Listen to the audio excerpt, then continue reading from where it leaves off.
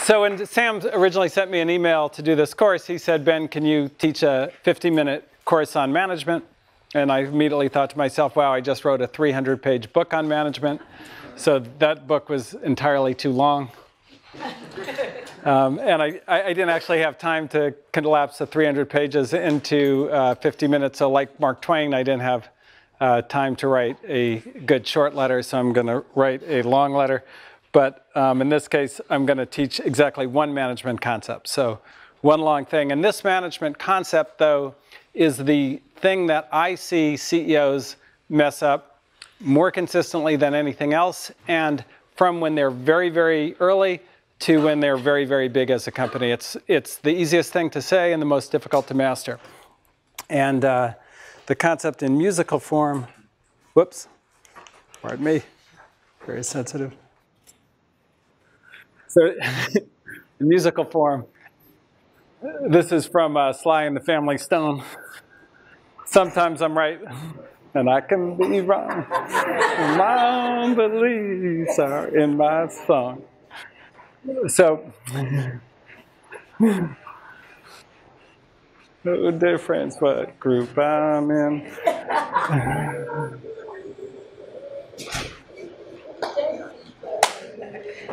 So that's the musical version of today's lesson. For those of you who are musical, you can leave now.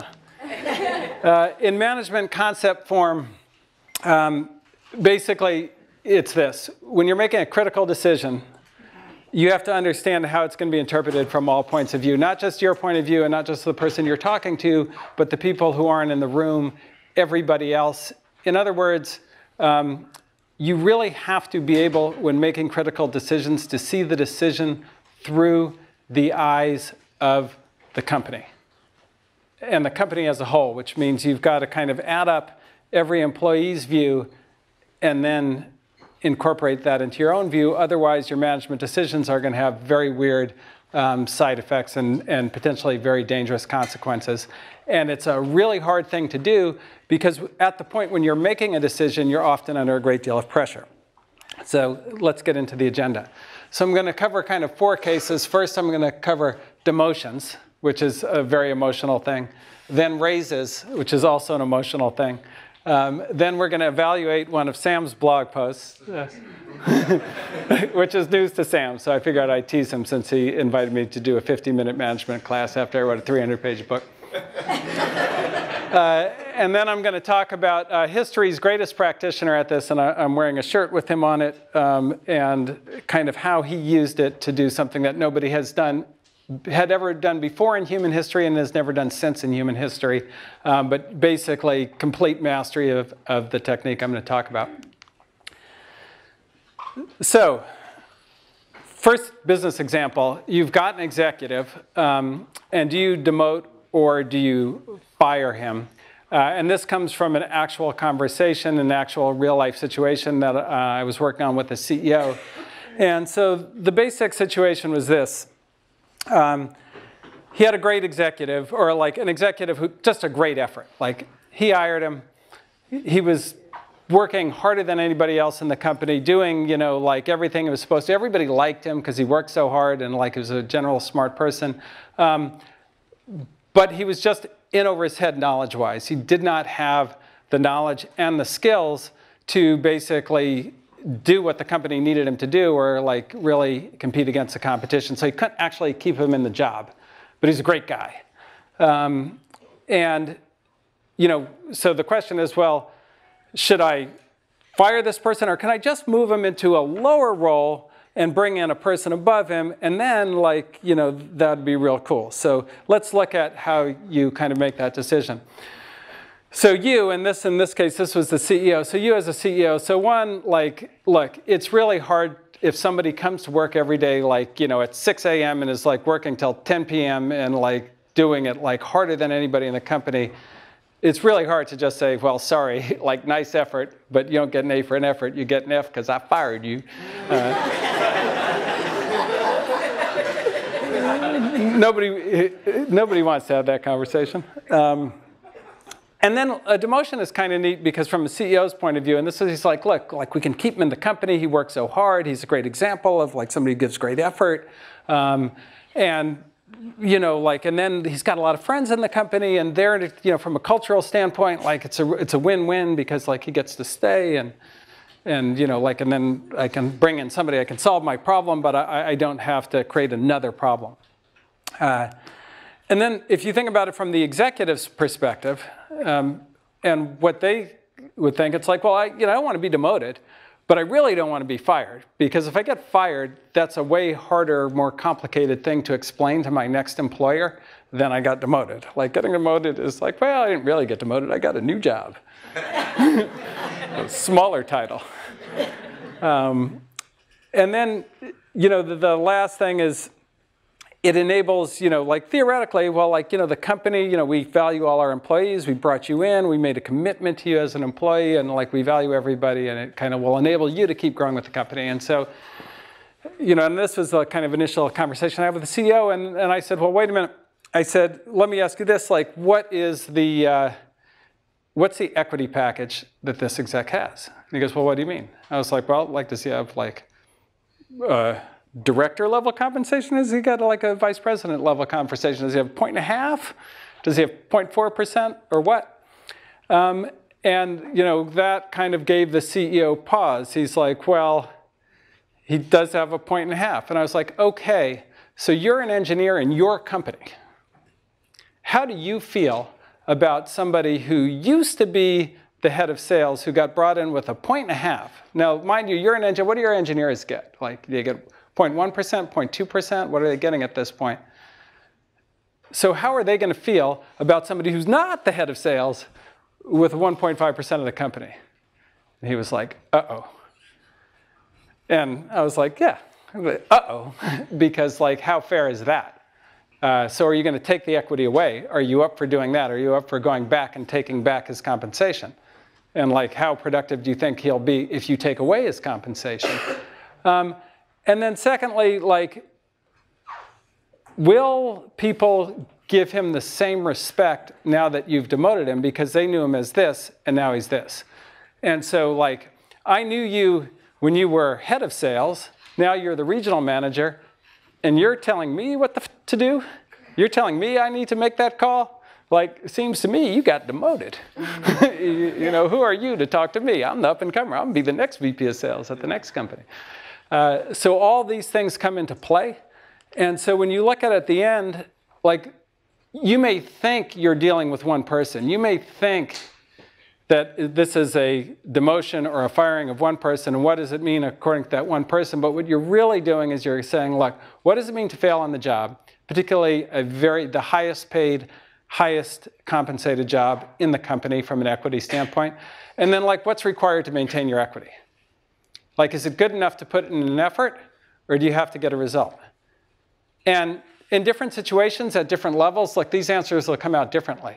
And if this had been a person not that was an executive brought in from the outside, but was somebody who you maybe promoted past where they should have been and didn't ever get that equity, like, maybe you make a different decision, but you've got to understand what it's going to mean to everybody, not just the person you're talking to. Example 2. An excellent employee asked for a raise. Good employee. This isn't like the last employee. This is like a really good employee. So excellent employee asked for a raise. So look, your first thing is like, they're really good. They asked me for a raise. They didn't ask me for no reason. They asked me because they think they deserve it. I want to retain them. Like, I want to be fair. They've done a great job. I want to be fair. And like, you know, I know that if I give them this raise, like, it's going to be all love coming my way. It's going to be, if I gave you a raise, we're good, you know, like, we're boys. Me and you. You got a raise. It's awesome. So, like, you know, from your perspective, you know what you want to do when somebody asks you for a raise. And then if you look at it, okay, well, what about from their perspective? How would they, like, take it if you gave them the raise? And now you have to remember, the employee, for them to get to the point where they've asked you for a raise, this is not something they just like woke up one morning and like, I'm going in and asking for a raise, right? Like this is something where they've thought about it a lot. They've, compared their other options. They may have an offer from another company. It's something their spouse probably has been talking to them about. And so it's a serious thing. And so if you give it to them, they're very likely to feel very good about it. Like they may be like paranoid about like, why are you giving me a raise? But very unlikely, much more they'll feel like,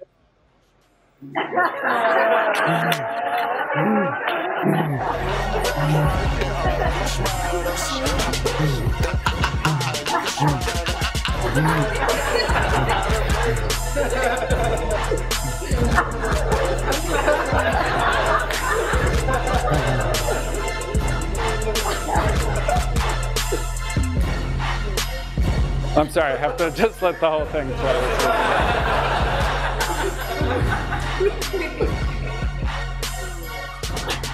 And that's, for those of you who don't know, that's Bobby Shmurda and Rowdy Rebel doing the shmoney dance.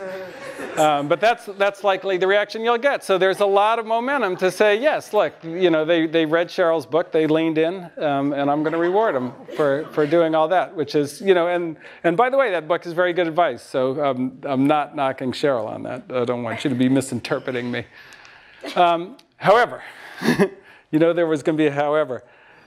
What about, you have to think about it through the point of view of the employee who did not ask for the raise. So the employee who didn't ask for the raise, they may be doing a better job than the employee who did ask for the raise. And in their mind, they're going, okay, so I didn't ask for a raise and I didn't get a raise, and they asked for a raise and they got a raise. And so what does that mean? That means, one, like you're not really evaluating people's performance. You're just going, well, whoever asks gets. So that means like, I either need to be that guy who asked for the raise, like, and that's just not how I feel. Like I do my work and I don't necessarily want to ask for a raise, or like I just need to quit and go to a company that like actually evaluates performance. And then so you could really make the person who doesn't get the raise feel like pretty pissy about it. And don't think that when somebody's walking down your company doing the shmoney dance that other people aren't going to notice. Like, so they're going to be fired up about that raise. They're saying, you can say, oh, this is highly confidential that I'm giving you this raise. It's not confidential. And then the cultural conclusion is going to be everybody in your company is going to feel that they now have a fiduciary responsibility to their family to ask for a raise all the time. Because if they don't, then they may be missing out on a raise that they would have otherwise gotten. And like you talk to any experienced CEO and they will tell you this is true. Like if you give out raises when people just ask you for them, like that, you will have a lot of people asking you for raises. That is called encouraging behavior. So what do you do?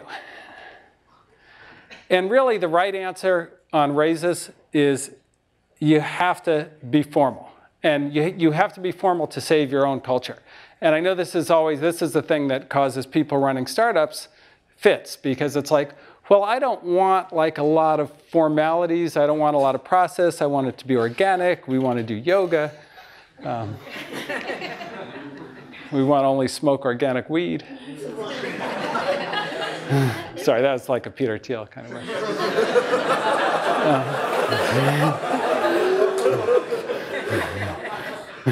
Peter got very focused on who was smoking weed a little while ago.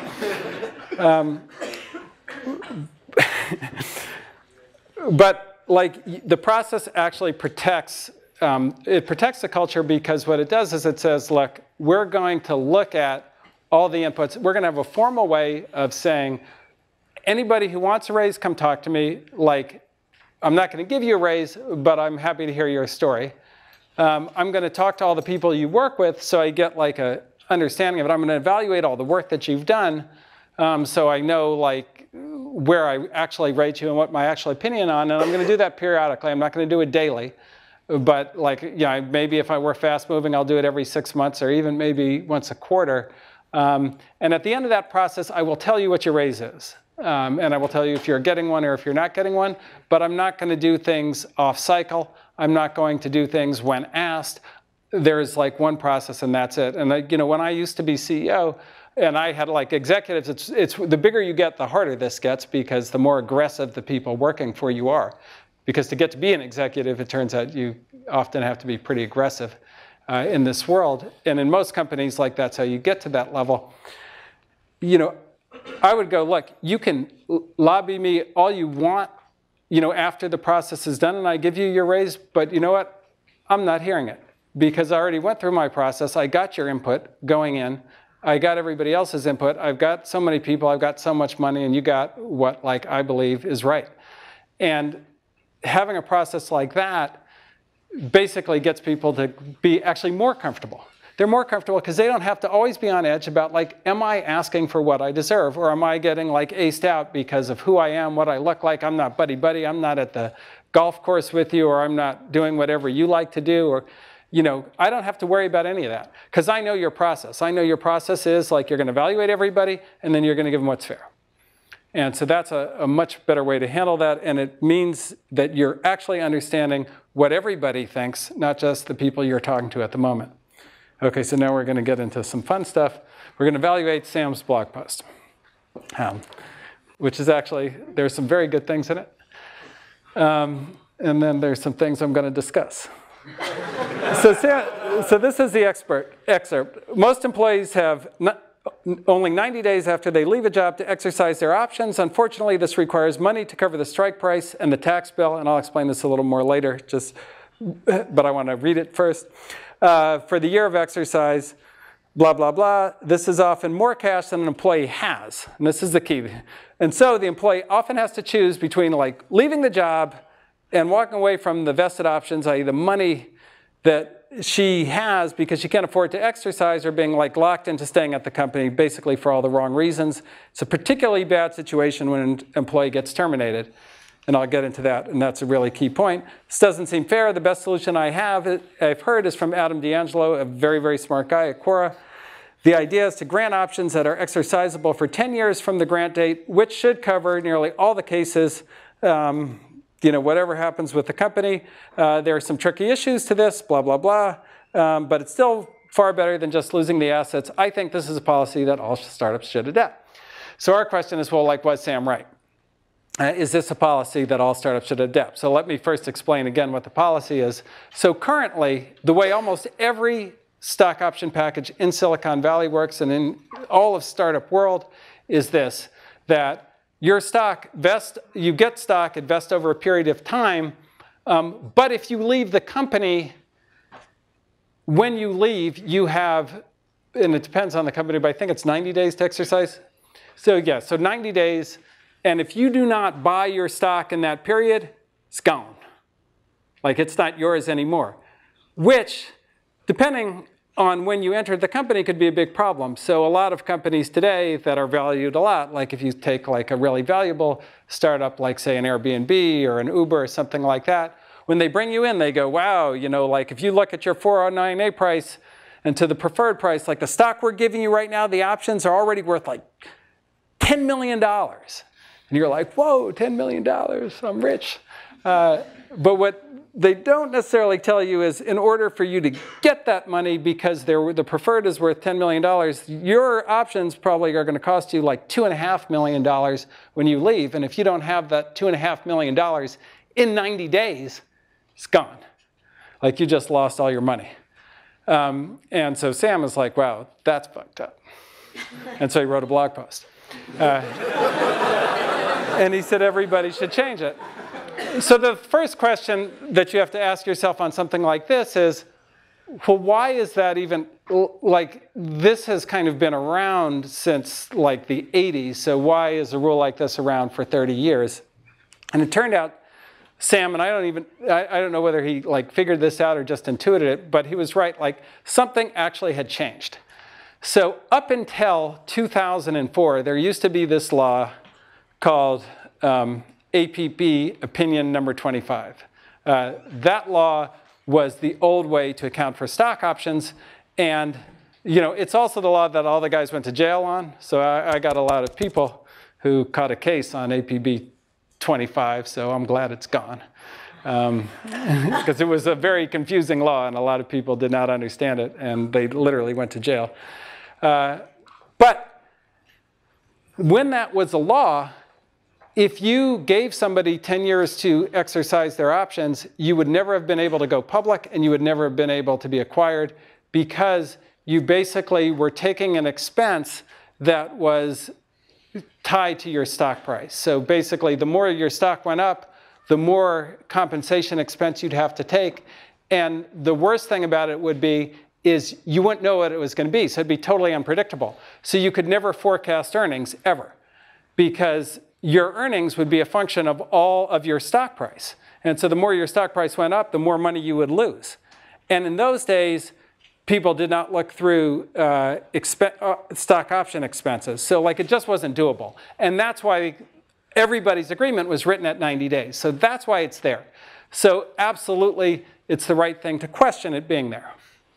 Are you guys following? You get this? This is like more complicated than the first two examples, but a very important one. Okay, then, so your perspective on this, if you've got employees, is you want to be fair.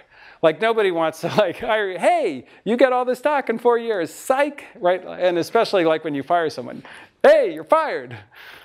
I feel real bad about it. But, you know, guess what? I'm also going to take all your money too. Must not feel that bad. So like that's kind of like a problem. But you also, and this is the thing that you've got to keep in mind, you also have to think about the people who are staying, and you want to reward the people who are staying. Now, the perspective of the employee who leaves, and this is really critical because this is your reputation, right? Like, I worked, like, you know, a year's work, like, where's my year's pay? And then, okay, so now you're telling me about this 90-day exercise, and I know it was in, like, the fine print of my stock option agreement, but my hiring manager never told me about that. They never told me I was going to need like $2 million to get my stock, which I don't have. And like, so if I was rich, like I'd get my stock, like that's not fair. And so like, you know, now I'm fired and then I'm screwed. And guess what? You know, I'm going to tell everybody like how you like screwed me over. And so that's a real reputational problem. So that's something that you've got to consider in setting this policy. But then you also have to consider the employee who stays. And one thing that they're going to ask themselves is, look, they're leaving. And every time anybody leaves, is it like, was that smart? Like that's something you, because these are people who, right, your employees know each other better than they know you. In any company, I don't care what company you are, but like often the person they're really working with is going to be the person they know more. And so if that person leaves, they're going to go, well, like should have I left too? Like, what did they get, and how does that compare to my deal? And so, like, if we look at the situation and we try and analyze it, there's a lot of components to it. So first is, like, companies tread a lot of people around here. And I think, like, really the average is somewhere around 10%. It's probably getting higher, particularly if you're in San Francisco, it's getting higher, just because of the nature of the culture there. And then Silicon Valley companies dilute like 6 to 8 or even 10% a year for employee options. And you have to keep in mind that as mean as it may be, if that employee leaves and can't exercise their options, then those options come back to the pool where you can potentially give them to people who are already there. So you're actually taking less dilution. So that's something that you have to think about. I'm not saying you have to act on it, but it's something that you have to think about it. Then secondly, look, losing all your stock is a very big incentive to stay. And that can be good news or bad news, right? Like it can be good news in that like you get to keep somebody who you might have lost. It can be bad news in that you kept them for the exact wrong reason, right? Because they have handcuffs on them. And so, you know, you may get like an employee who's worse than not having an employee. But on the other hand, a 10-year option on a highly volatile security, for those of you who have taken that class, anybody taken that class, that's valuable, right? 10 years, options are volatility and length. That's the value of an option. Well, 10 years on a startup stock, that's a big valuable thing. And then remember, the employee who stays doesn't get that. The employee who stays just gets a stock. They get that, but they don't get the new job and the new stock. So they get one thing, but they don't get both things. And so you've got to weigh that in. So this is a hard one. Like, I think that it should be reevaluated by every company. I I wouldn't go as far as to say that it should be adopted by every company. I think you have to think about what you want. And I would just offer kind of two alternative cultural statements. One is, look, we treat employees with the utmost straightforwardness. We're going to be fair. And therefore, like, you get 10 years to exercise your stock. And like what we said we're going to give you, you're going to get regardless of how rich or poor you are. Like, that's just a done deal. The second way to handle it, which is, and no companies do this, which is why I actually really like this post that he wrote. Look, you can say up front, look, you're guaranteed to get your salary. But for your stock to be meaningful, like these are the things that have to happen. One, you've got to vest. Two, you have to stay until like we get to an exit, like the company makes it. And, or like you've got to have the money. And like finally, like the company's actually got to be worth something because 10% of nothing is nothing. And look, the reason that we set the policy this way is like we really value people who stay. So don't join this company like if you're going to join another one in 18 months because like you're going to get screwed and like our policy like guarantees you're going to get screwed on that. And so like those are two ways to handle it. It really depends on like you and how you want to run your culture. But again, with all these things, it's just critical to think it through from everybody's perspective because when push comes to shove, that's going to matter. It's going to change the outcome of your company. I'm actually revising my recommendation slightly. Let's hear it. No, I just think there needs to be more incentive to stay through the Right, so you could add a stay gets, incentive. If someone gets fired, I still think they get screwed a lot of the time. Well, the other thing that's really important that Sam pointed out is like the distinction now is how much money you have. Right, if you've got the money, you don't get screwed. You walk away with all, you can buy your stock. You do take some risk, but you can buy your stock. If you don't have the money, you don't have the money. Okay. So now we're getting to the person on my shirt, Toussaint. He was the best at this. And I want to take you through some examples because they're very powerful. Okay, so first of all, about Toussaint, he was born, the thing to understand about him is he was born a slave.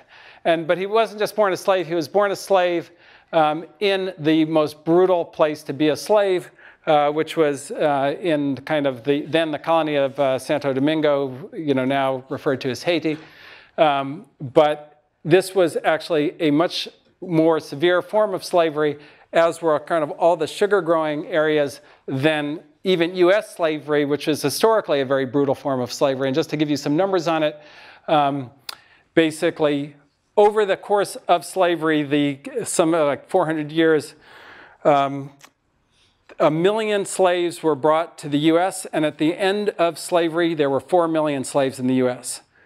In that same period, to the sugar-growing countries in the Caribbean, 2 million slaves were brought over, and at the end of slavery, there were 700,000 left.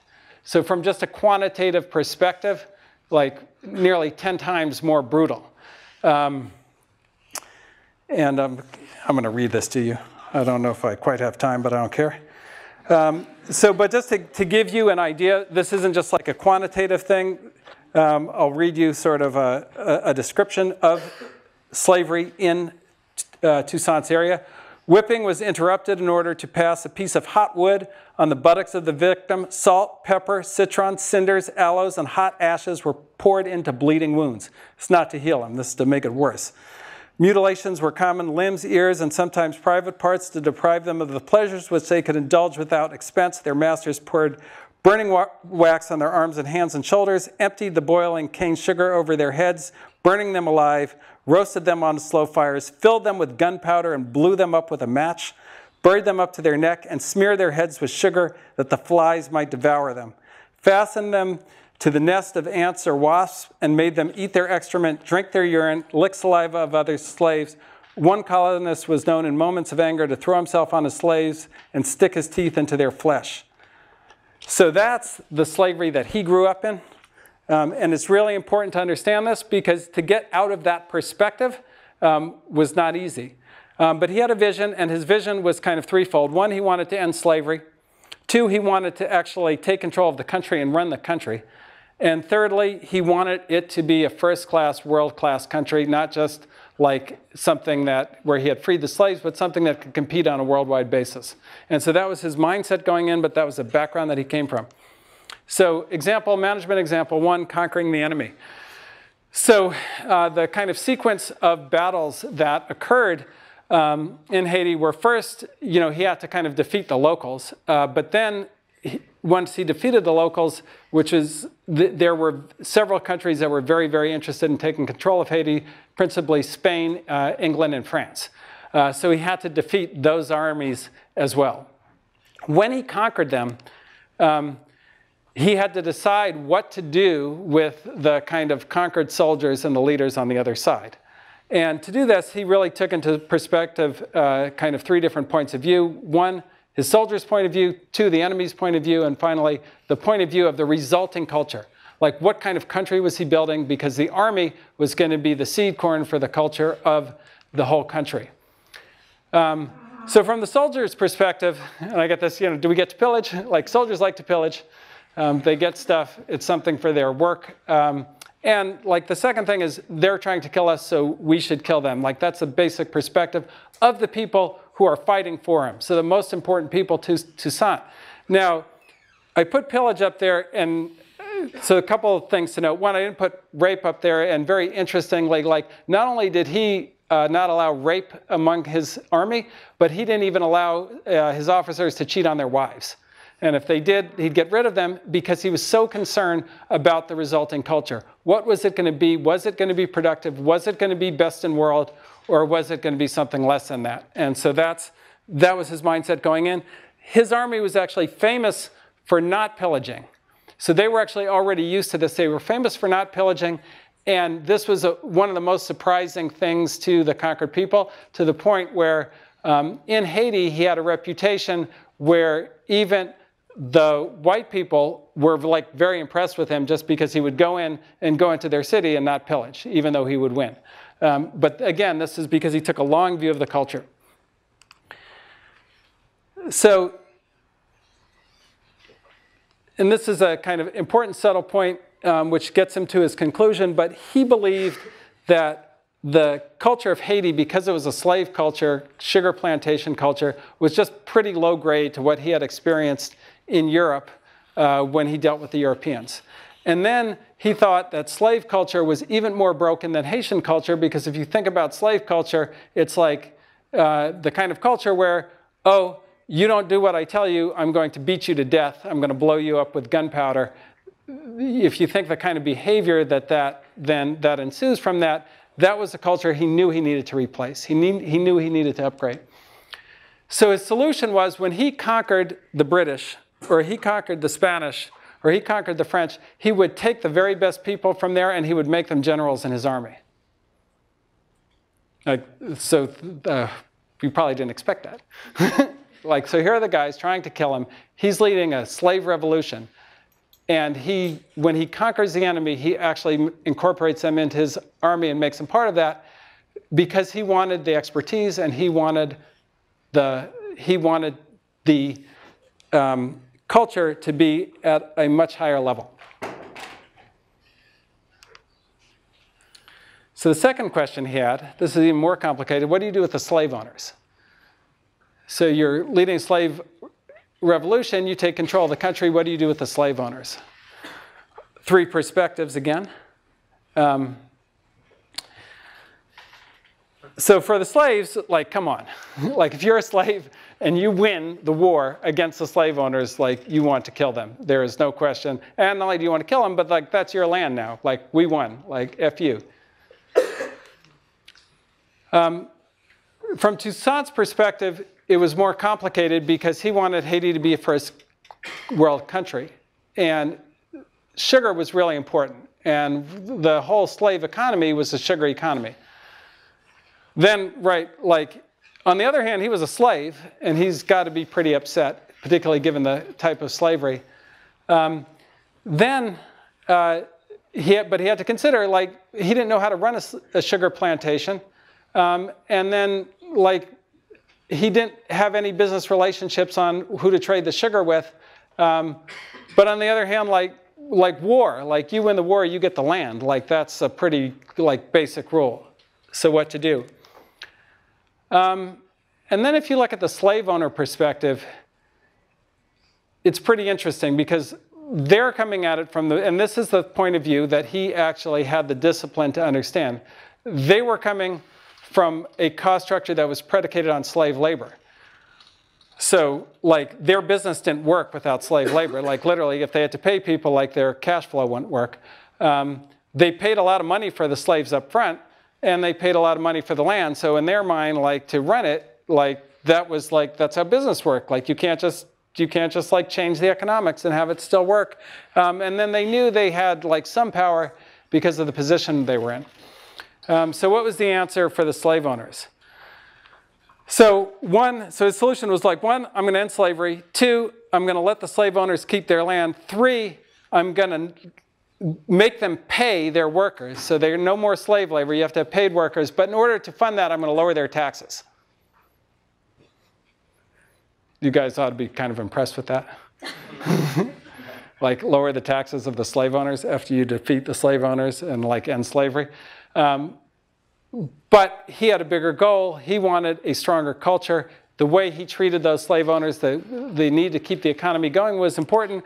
And then, like, let's look at the results. So first of all, Toussaint's revolution is the only successful slave revolution in the history of mankind. There's never been another one. There may never, hopefully, we won't have slavery in a big way, and there won't be another one. So, like, he's it. 2, the plantation owners kept their land.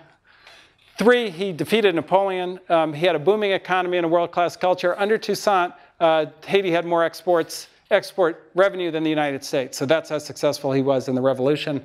And this is the power of looking at a situation not just from your point of view, but from the point of view of all the constituents, even the people you hate. Which is hard to do when you're CEO and harder to do when you're leading a revolution. So just like in conclusion, the most important thing that you can learn as CEO, one of the hardest things to do is you have to discipline yourself to see your company through the eyes of the people that you're working through the eyes of the employees, through the eyes of your partners, through the eyes of the people who you're not talking to and who are not in the room. Thank you. And I'll take questions. Yes, sir. How is your plan to demote an executive in the company?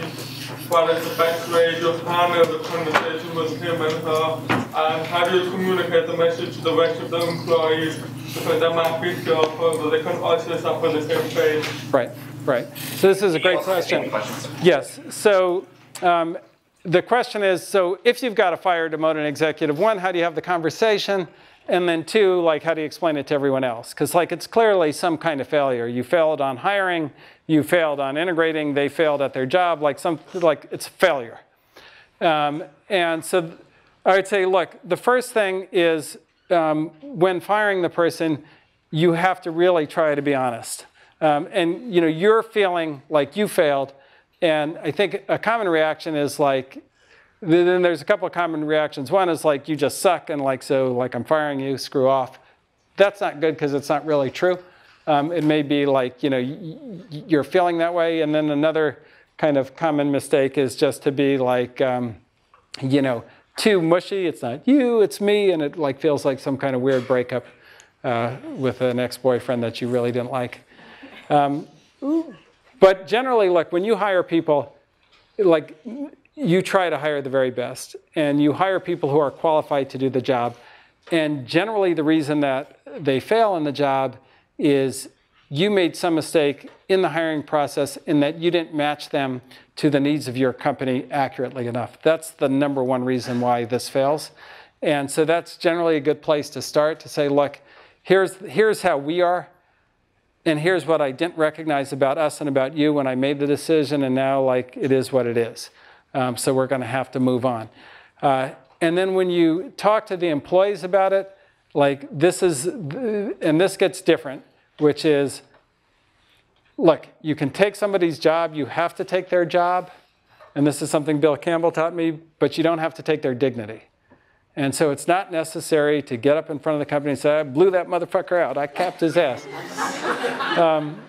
In fact, it's not good because nobody feels good about that. Like, you might feel like proud of yourself, but like nobody else feels good about that. The right thing to do is just like thank them for their work, like let people know that they're moving on. And you don't really have to explain all their personal details. It's more important to leave them with their dignity and like let them go on to live another day. Because look, what you say at that meeting, that's their reputation. Because everybody in your company is going to get a call on that person when they try and get their next job. So if you start saying like a bunch of BS about them, like that's not going to be good. And it's not going to get interpreted as like we screwed up. It's going to get interpreted as, you know, he screwed up. And so they're kind of two different things. You have to be very honest with them, but you have to make sure you preserve their dignity when you talk to the company. Yes, sir. So I was reading your book yesterday, and I started getting heart palpitations because of. Sorry about that. Yeah, like, with loud and elsewhere. And so one question for me, and I think for everyone, is how do you, in particular, dealt with all the stress? Like, was it like meditating, hip hop? What do you do? So the question was, how did I deal with all the stress of being CEO? And the answer is, I used to be 6'4" and good looking. So clearly not very well. I get asked that a lot, and I really don't have a great answer for it. I mean, I think that I have a wonderful wife who's sitting right here, so I'll say that. So if you're married to somebody, who's supportive, that makes it like 1,000 times easier. If I wasn't, I would definitely probably be dead. But the one thing with stress is you've got to keep your focus on what you can do, not what happened to you. And it's a really hard thing to do because it's constantly, and people are always asking you about it, like, what the fuck are we going to do? We're going to die. We're running out of cash. It's all going to be over soon. But you can't focus on that. You have to focus on, okay, like, what are my options? What can I do? And where can I go? And the better that you are at that, the kind of higher your chance for success. Yes? How did Toussaint get the French journalists to work for him? Like, what was his pitch? Oh, so this is a great question. How did Toussaint get the French generals to work for him? And the reason was they were so shocked that he didn't kill them. Because he was like, their perspective is, we're fighting the slave army, we're fighting the savage army. They're going to kill us. And so when he said, look, we're not going to kill you, that was such a shock to their system that it completely reoriented their whole way of thinking. And they actually became much more loyal to him than they ever were to France. And he actually borrowed that technique, interestingly, from Julius Caesar, who he had studied. He was a very unusual slave in the sense that his owner recognized how smart he was and put him in the library because he wanted Toussaint to eventually run the plantation for him. And so the person that he studied most of all in his master's library was Julius Caesar. And so he borrowed that technique from him, but applied in a much kind of more dramatic context. And so his army was kind of, he had British, French, Spanish slaves, and mulattoes who, most of the mulattoes in Haiti at that time were pro-slavery. So that was another issue. But his leadership was so great, everybody wanted to join him. Yes? How do you incorporate that same ideology into people who were previously against you on your side? Yeah, so, you know, and it's different in different ways, but a lot of it, you know, his whole strategy, I'm sorry, the question was, how do you get people, how do you incorporate Toussaint's ideology and get people who are previously against you on your side? And I would just say, like, what he did in general is the right thing, which is to basically you have to show them a better way. You know, as a leader, if somebody's your enemy and you need to convert them over, and this happens in business too, where like somebody's like at a competitor or something and you want to bring them over, but you want to bring them over, you know, you don't want to bring all the unethical people who will switch competitor to competitor over. And it really is like your culture has to be elevated, your mission has to be elevated, your way of doing things has to be just better. And that was the thing that was so compelling for the rest of the army. Yes? Okay, so going off your last answer, answer, actually. I'm curious as to sort of like introducing to Horowitz, like the VC that you founded or co-founded. How have you built like a culture around people and along the entrepreneurs that you work with that has sort of differentiated you in the market from all other VCs? Probably not the best question for me. I could ask Sam that. I don't know. So the question is, have we built a culture at Andreessen Horowitz that has differentiated us from all other VCs? I feel like, that's certainly the goal. And, we've been around for 5 years now. And, the attempt that we made at it, and, it's for the rest of the world to judge if we succeeded, was basically this, that, in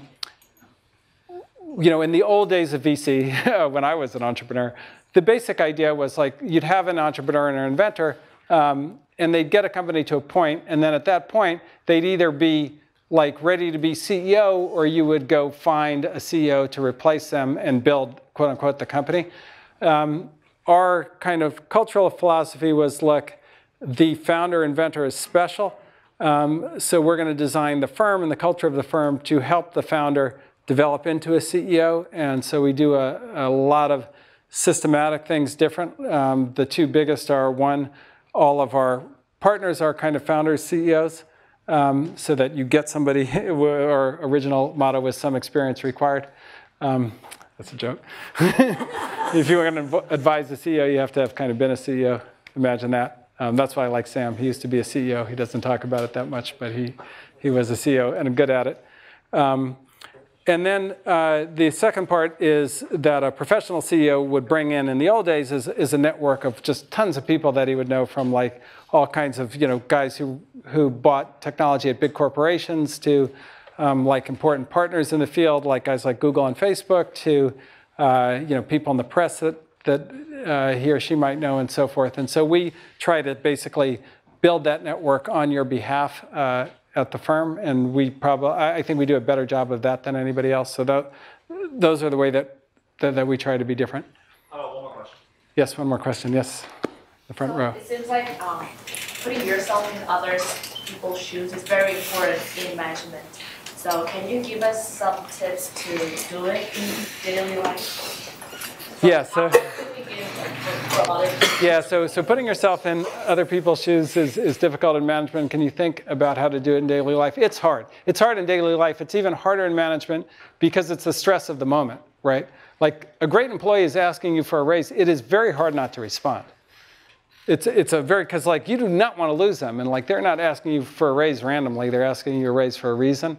And so to say, okay, particularly if you don't have a process in place to go stop, like back out. I would just say, and it's a key thing in being a leader is you've got to pause yourself. Like if somebody comes to you with something that you know is important, but you want to feel like, when you're a leader, you want to feel like you have all the answers. Like right now, you guys are asking me questions. If I don't know the answer, I'll make something up. Because I want you to think I'm real smart. And it's important, I'd say the most important thing is to pause. Like, so if you know something is really important and you haven't thought it through, it's just to say, look, I'm taking this really seriously, but I have to pause because I have to think it through from all perspectives, and I'm going to come back. And I end up doing that a lot, just because there are a lot of things that you run into that you haven't seen before. And I'll tell you, most CEOs, including myself, learn this the hard way. You walk in, you kind of step in it like 3 or 4 times. You go, okay, I'm going to sneak away with this. Nobody's going to see me give them the raise. I'm going to do it, and it's going to be all under the covers, confidentiality, baby. And then like it comes up and it blows up in your face 3 weeks later, and you're like, oh my God, like what have I done? Or 3 months later, or even a year later. And then, once it's a year later, it's a huge problem. Like, so you've taken what's a little emotional problem and you've turned it into a forest fire. We call it like the kimchi problem. The deeper you bury it, the hotter it gets. It's a Korean joke. But it takes practice. I would say it takes practice, and it's very difficult to do. And I'd say, like some of the my friend Bill Campbell, this is his big skill. Like this is what he's so great at. People always try and describe him to me, and I'm like, that's not him at all. That's not what he's good at. Like, he's not good at that or that. He's good at this. He's good at seeing the company through the eyes of the employees. And it's, like I said, if you're good at that, you'll be very likely an elite leader. So thank you. Thank you.